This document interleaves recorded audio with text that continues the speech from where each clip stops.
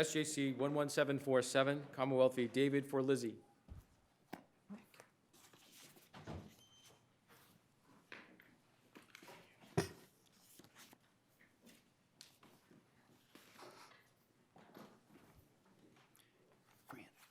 Fran, am I off this case? No, definitely is, definitely. I'm on, okay. No, I was off of one. Just definitely is off this Oh, one. okay. Monday, yeah. Good afternoon, Mr. Hurld. Good afternoon, Mr. Chief Justice, Associate Justices, and may it please the Court. Christopher Hurld, Assistant Attorney General, representing the Commonwealth. With me at council table is the trial prosecutor, Assistant Attorney General Peter Mullen. I want to apologize in advance because this matter is at least partially impounded. I'm going to avoid the use of proper names during my argument. If that creates any lack of clarity, I apologize. There are two things that I want to discuss today. First, the Superior Court did not apply the correct legal test when it ordered disclosure of whether a witness had ever before acted as a confidential informant for any other prosecuting agency. And secondly, applying the correct legal test, disclosure of that information would not be warranted here.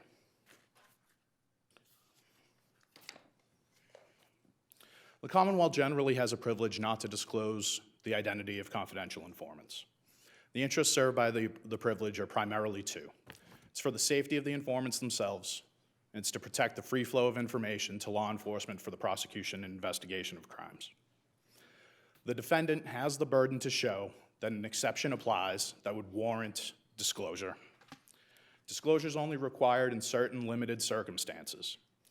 The information sought has to be both material to and necessary for a fair presentation of the defendant's defense.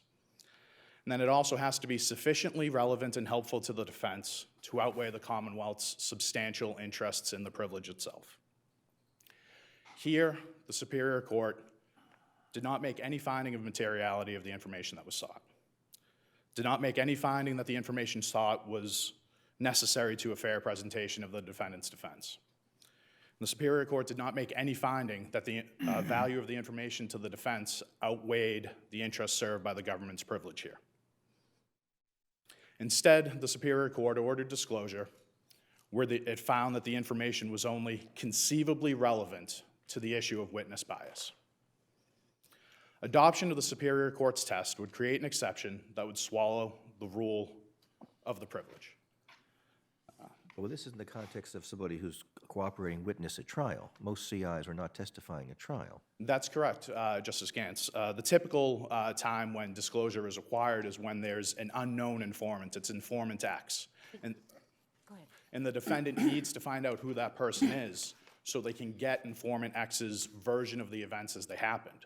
What we have here is we have a witness that is a co-defendant who's cooperating pursuant to a disclosed cooperation agreement. The defendant will be able to cross-examine her as to the facts of what it was that happened with the underlying crime.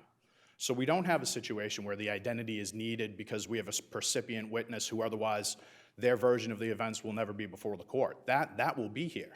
Instead, what we have is a request for disclosure of whether that witness had ever before, not for the Attorney General's office. The proffer that was made in this case was that the witness had assisted the Suffolk County District Attorney's Office for a prosecution that began back in 2010 in exchange for leniency for a brother from the Essex District Attorney's Office.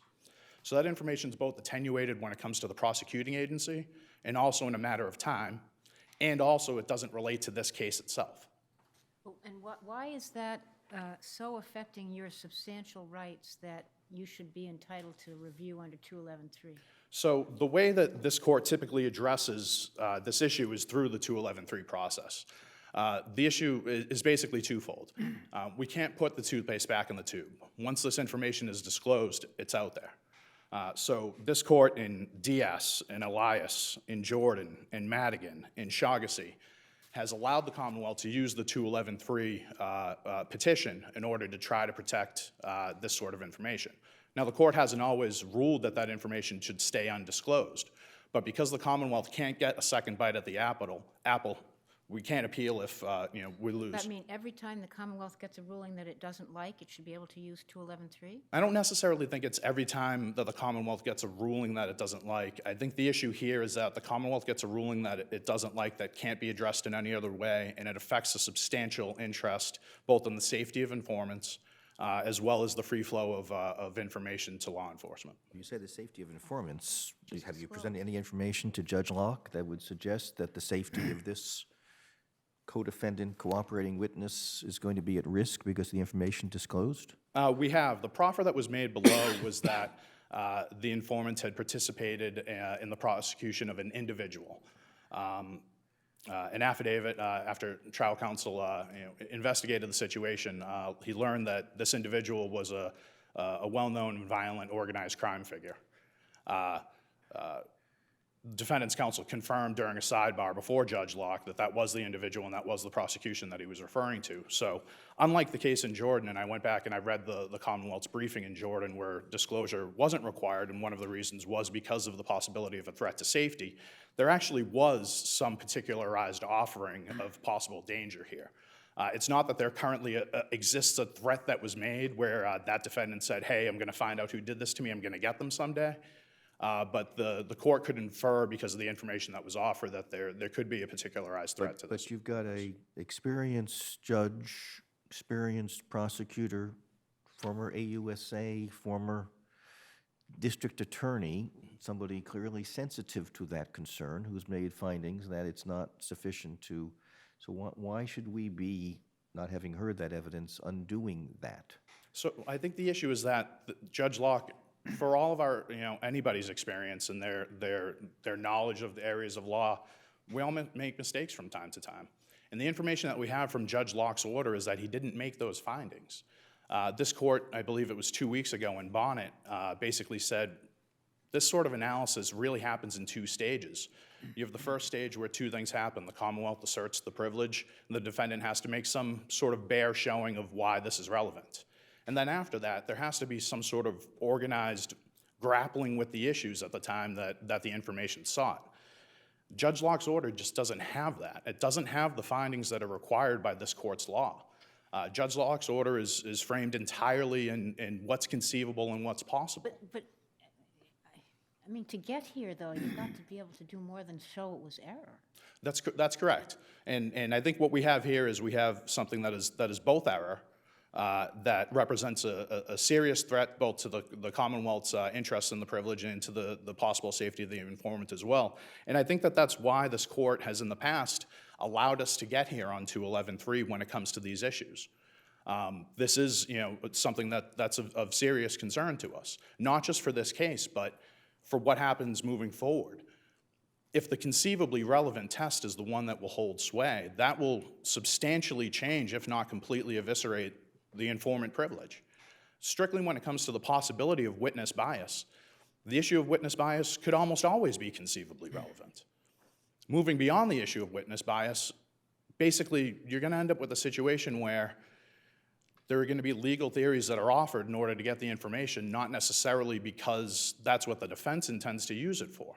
And opening the door like that represents a danger both in this case and globally when it comes to the interests served by the informant privilege. So I think that both of those sets of reasons, both the micro and the macro, warrant us being here today on 211.3 review. And I'd like to move on to what would happen if we applied the correct standard. In this case, the value of the information to the defense doesn't outweigh the government's interests served by the privilege. As you pointed out, the case where disclosure is typically required is where we don't know who the defendant doesn't know who the witness is and wants to get their testimony about the underlying issue. Here, instead, we have a desire for the disclosure of whether a known witness who is going to be able to be cross-examined with the cooperation agreement that she's entered into in this case as ever before for any other agency served as a confidential informant. So like I said, the information is attenuated both when it comes to the agency that it applies to. It's attenuated when it comes to time. The allegation is that there was cooperation back in 2010. In the intervening time, my office has prosecuted this witness. The likelihood that cooperation with Yet, she or he hasn't been sentenced, is that correct? has not been sentenced. So the Part of the agreement, not to be sentenced till after this trial? What's the deal there? Why So- can't you sentence the witness? So part of the reason there is because of how my understanding of why that was done that way was because of what happened in the underlying motor vehicle insurance fraud trial. There, the witness was prosecuted and was sentenced, and then when it came time for her to testify, she changed her, first of all, she didn't cooperate. She refused to meet with the prosecuting attorney to go over her testimony. She invoked her Fifth Amendment rights so she wouldn't have to testify. She filed a motion for reconsideration, again requesting that she not have to testify despite the immunity order. She filed a motion before the single justice requesting a 211-3 petition, and then filed an appeal to the full court. So because of all of those issues, what we have here is a witness that's not only that to the extent that bias exists, it can easily be shown from the cooperation agreement that exists now and the pending of charges. And this court has held in Rodwell and a number of other cases that where bias is already apparent from pending criminal charges, a court has the discretion to exclude it as merely cumulative. And our point is that evidence that could be excluded as merely cumulative simply can't be important enough to a defense to outweigh our interest in the privilege. Thank you. Thank you.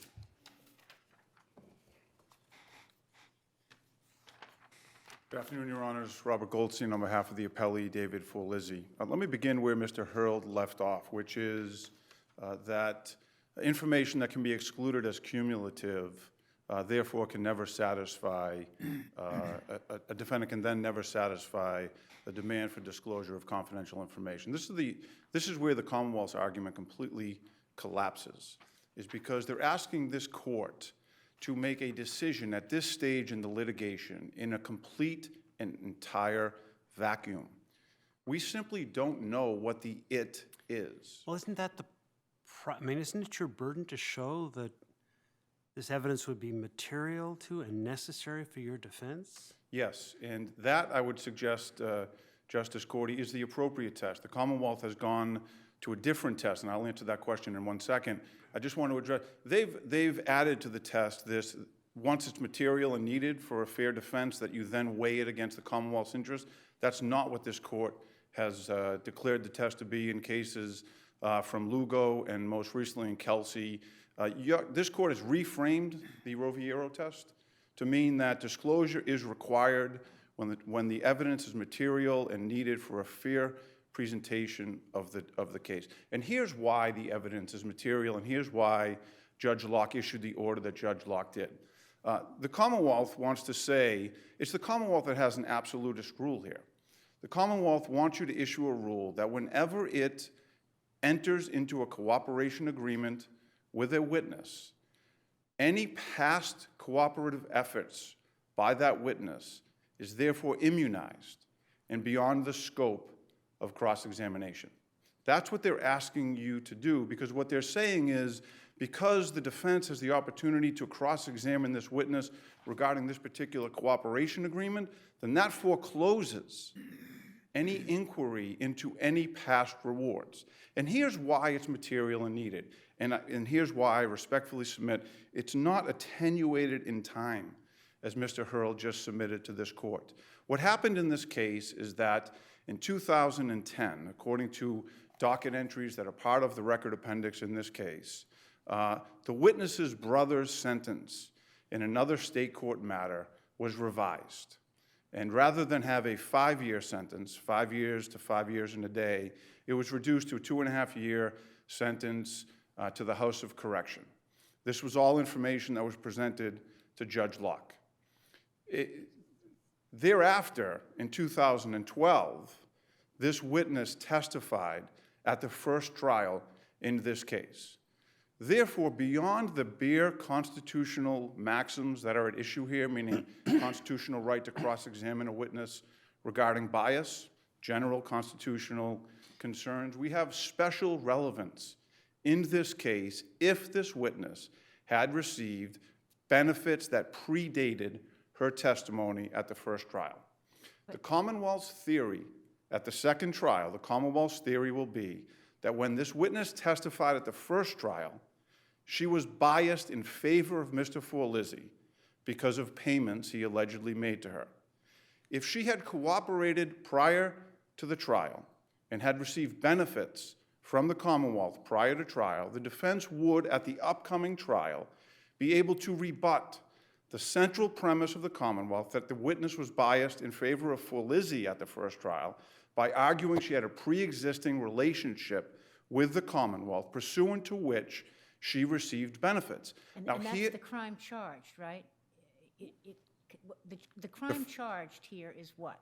the first trial What's about to go to trial, or what's? about to go to trial is that Mr. Forlizzi paid the witness to testify falsely at the first trial. So it's an obstruction. Yes, we're talking. Same witness, yes. And so what defense counsel in the trial court established to Judge Locke's satisfaction is that there was sufficient basis to conclude that prior to her testimony in the first trial, she had received benefits from the Commonwealth. And here's why that is so important.